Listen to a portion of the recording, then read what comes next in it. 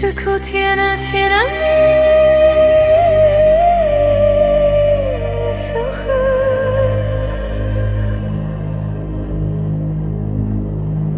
Eğer beni eşitsen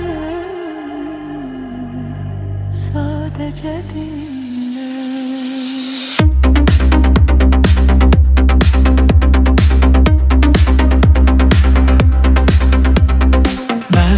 Senin için bir oyun olmadım, seninle yaşadım,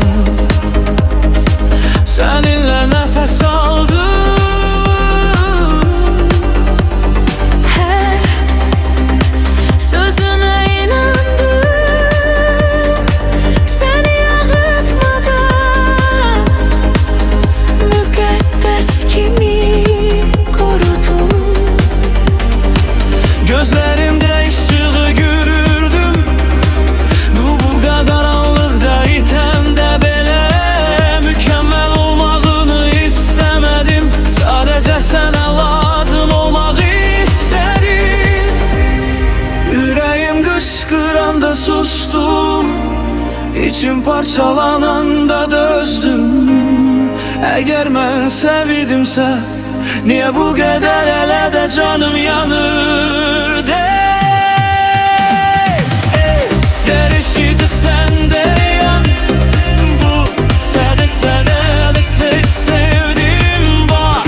Dedele değil ruhula tuttum. Eğer eşitsen geri bak. Meseni satmayan insan idim, senceden de bela.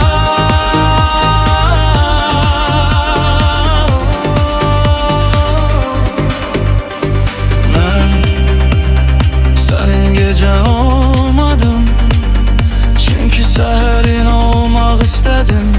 Zayıflığı o vicdanı seçtim ve yakin seni bununla bitirdim. Dedim beni sevdirdiğim üçün günahkararam, ama sevgi tesadüf olmur.